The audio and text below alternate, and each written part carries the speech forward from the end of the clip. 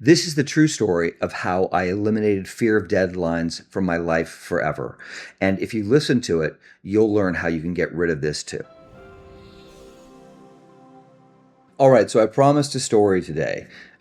This is the story of the death of my fear of deadlines, which has been a really significant shift in my life and just made my life so much easier. And this is one of 15 shifts in the last 5 years for me of dramatic shifts in my life and letting go of things that have plagued me for my entire life, from sort of neediness in relationships to self-hate. A lot of these things have disappeared from my life, which is fantastic and amazing. And it's allowed me to enjoy my spirit in an unkind of fettered fashion. Not that there aren't still other parts of me, ego representations that aren't still affecting me, because there are. But it's nice to have 15 less, I got to be honest, especially 15 big ones. And this was one of the big ones for me. This is one of the ones that really helped me to realize that this is possible to let these things go in any aspect of life. So after my big shift around ambition, right, where I call that the death of ambition, there was a lot of space there. But I noticed a couple of years into this that whenever a deadline would come up, I would still be afraid. And I went, well, wait a minute. I thought this would have gone, since I don't have this ambition to prove myself anymore. But it didn't, because every time I got a job, there was fear that they wouldn't like what I was going to do, fear that they weren't going to hire me again. I was just afraid. And, my whole previous working career, my professional career as a 3D motion graphics artist, I was afraid all the time. But that entire career for 18 years, I lived in terror. And I did some good work. And I had some moments where I broke free a little bit, but most of the time I was always afraid it wasn't going to be good enough. So this is something that plagued me for a long time, especially when I was working near the edge of my capabilities and I was getting paid a lot of money. The pressure really felt on. So what I started to notice is, okay, this wasn't so much about ambition. It was much more about people pleasing. They're not going to like me. And so this is also a real world case of what it looks like to get rid of a block, to move through a block. Like, this is a real world case study, right? It's not a theoretical one. This is how I did it, and this is what happened to me. So the first thing I started to do is I started to sit with that fear. And luckily, because it was coming up all the time, I had plenty of opportunities to sit with this fear. And to sit with the fear, what I mean is I would pause my work, which only increased the fear, right? Because I've got to hurry and do a good job. So I would pause, I would sit with this fear, and the terror was gigantic. But just starting to be with this was helpful.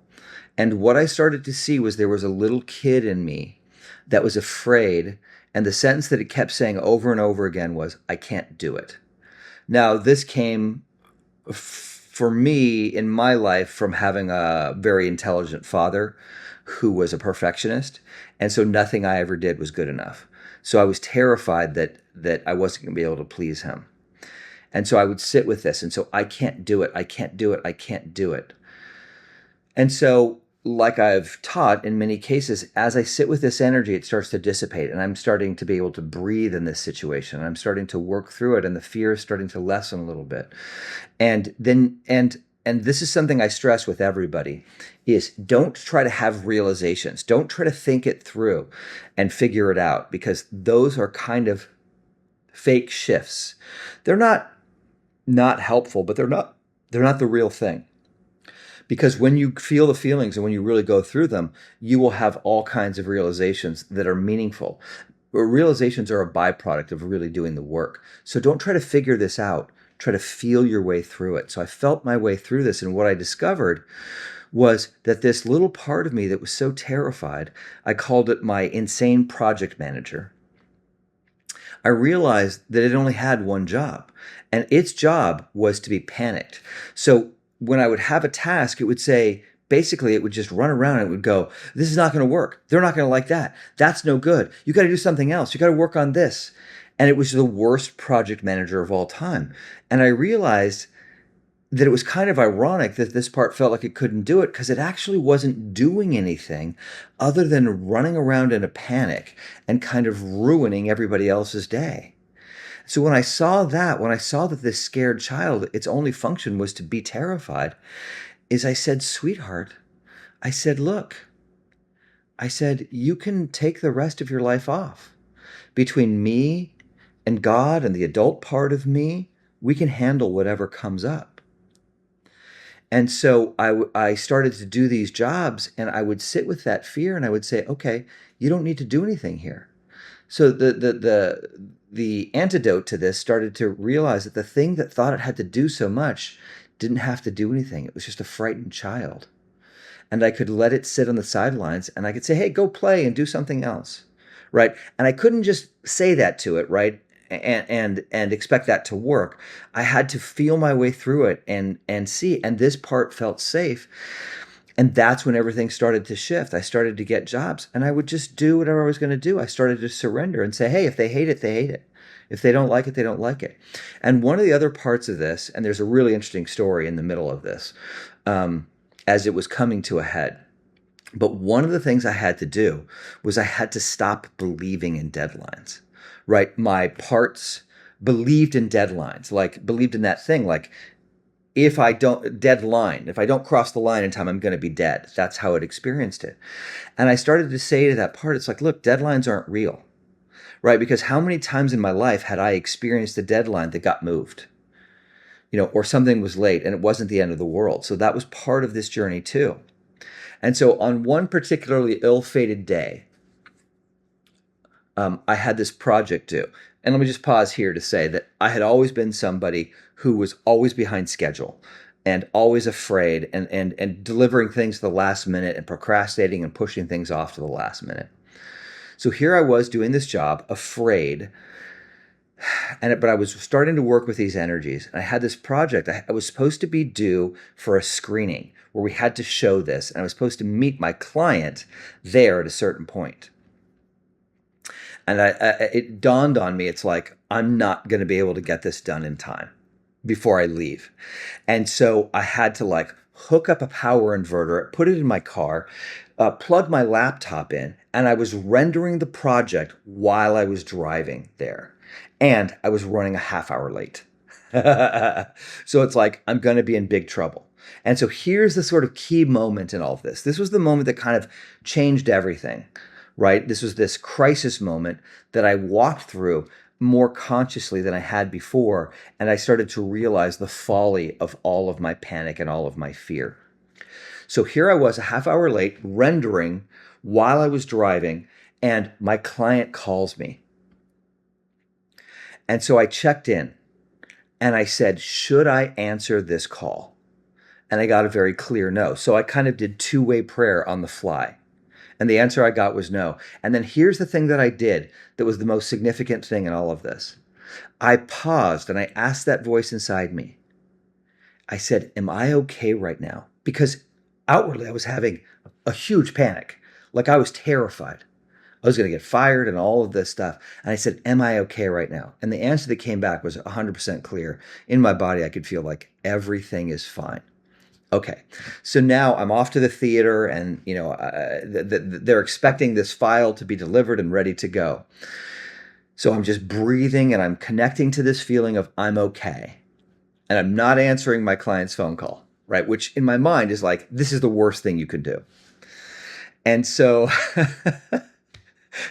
so I arrive, I'm carrying my laptop and still rendering as I'm walking to the theater. Like this is the worst case scenario of it because the render is not done. I drove in the car for half an hour and it's still not done. So I'm walking into the theater, still rendering with my laptop.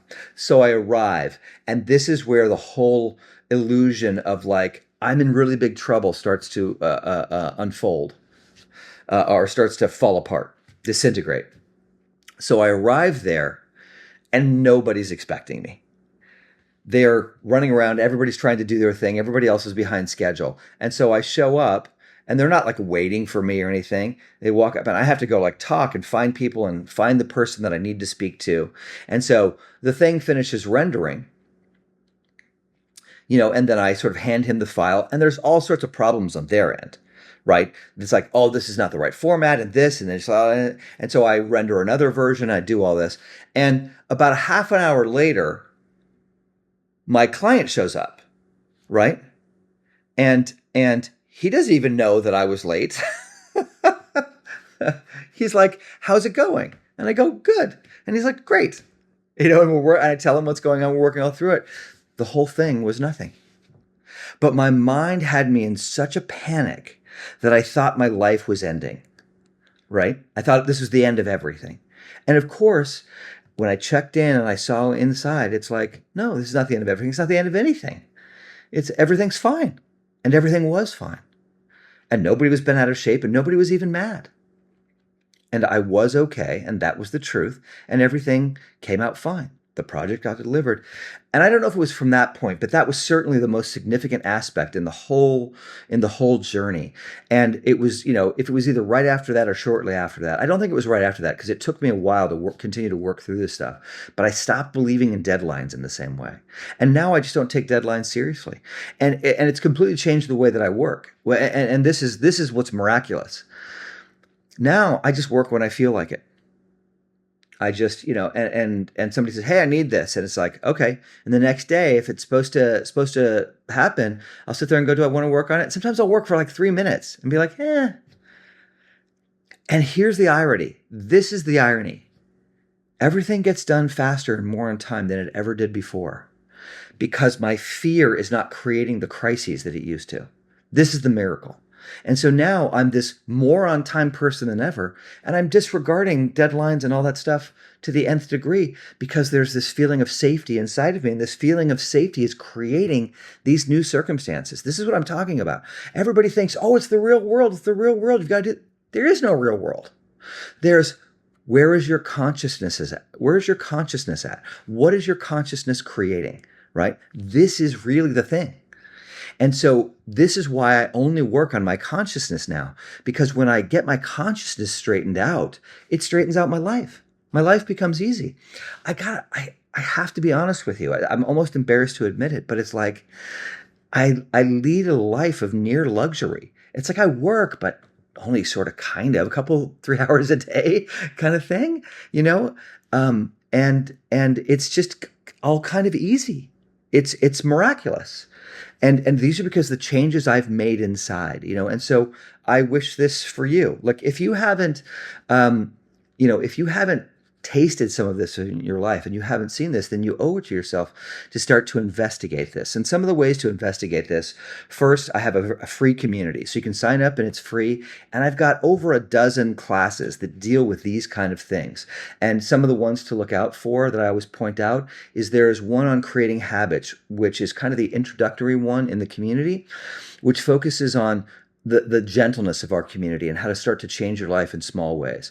But the big one, the really most important one, is the uncover your blocks. These blocks run our lives and control us, and that's in there. So you can look for the Uncover Your Blocks 5-day challenge that's in there. And another one I like to recommend in the beginning is tap into your intuition, because that intuition is, as you heard in my story, is such an important thing. It will guide us toward the truth. It helped me to see that all that fear and everything was a lie.